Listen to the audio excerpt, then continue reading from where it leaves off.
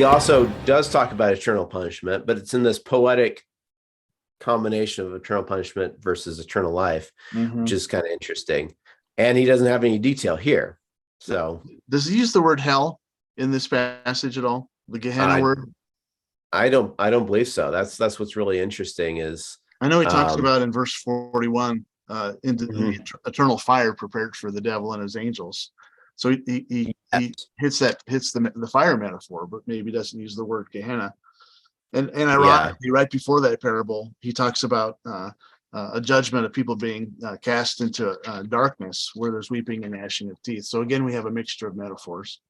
Absolutely. Yeah. There's 3 parables in that chapter that all have the same kind of flow, but with weirdly different details that don't quite match up. And so the other thing that you just pointed out, he talks about throw them into the hell that has been prepared for the devil and his angels. I don't think that we pay enough attention to that little thing of God did not create hell to send people to it. That was created for the devil. That was created for a different thing. Yeah. If we wind up there, it's must be because we followed the devil into it, right? It's kind of the implication to me, at least. Yeah. Like we're choosing that place. In this case, choosing it by not living the right way. I'm intrigued by the idea of eternity not being later on, but being here as well as there. That our current course dictates our future course, and that if we're not, if the kind of person we are, whether we're consumed with words of contempt for others, calling them fools, or whether we're consumed with our lusts, or here where we don't seem to give a rip about anybody else's needs except for our own, that's the eternity that we're currently living in. People like to talk about, well, I think hell is here on earth already, and the evangelicals are like, well, that's you're missing the point. But I'm not sure they are.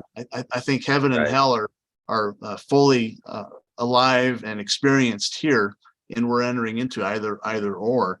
And so why should we be surprised if who we are continues after our bodies?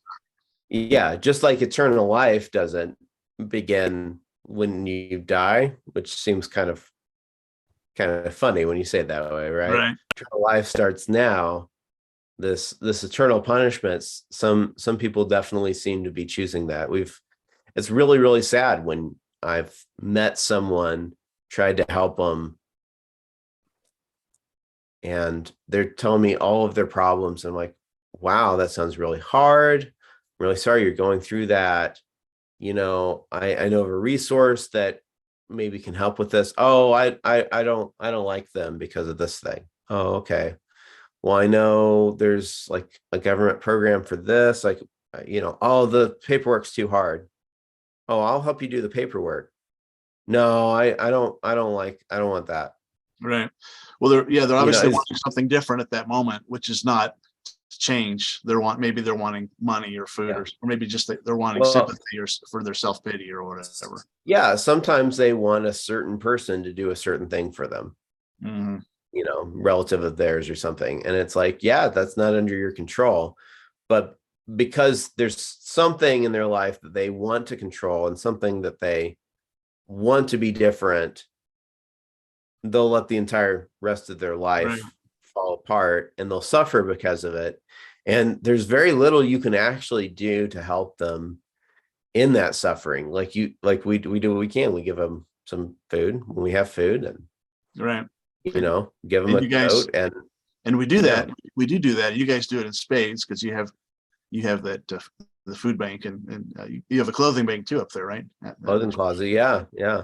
And so people come to us, and we don't judge them for all this stuff. We're trying to help them get into a better place. So it's not coming from a place of judgment. We still help them where we can. Whatever Gehenna or fire or darkness is, it is something people will experience forever as they're experiencing it now. So it's not like we can say, well, it's a metaphor, so we don't really believe in hell. I think what we're saying is, as Jesus describes this eternal thing, Gehenna, fire, darkness. It is actually, he talks about enough to where that is the consequence of our current lives. And so it should be taken very seriously. But it's not the necessarily how we think it's described. So if this place is real, whatever it is, even we're acknowledging that Jesus has left some of the details unclear. Is God actually sending us there, or are we choosing this place?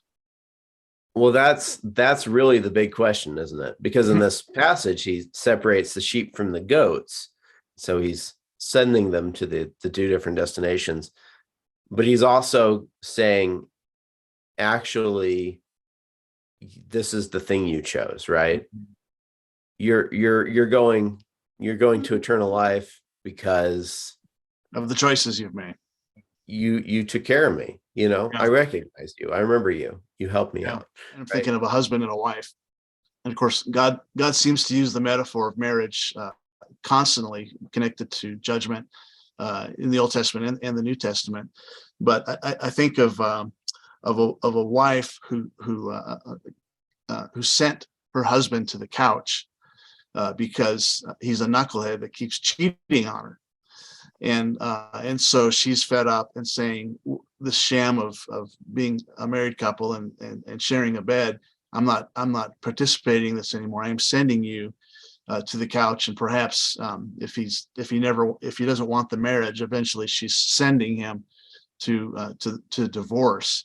And the question there is was that his choice or was that her choice? To me, it's an apt metaphor because if someone chooses not to be in the marriage through constant breaking of covenant and infidelity and betrayal, then he's making, or she is making, their choice, and in a sense forcing the offended party to make tough decisions. And that's like divorce. I mean, divorce is not a good thing, but sometimes people just flat out they don't want the union.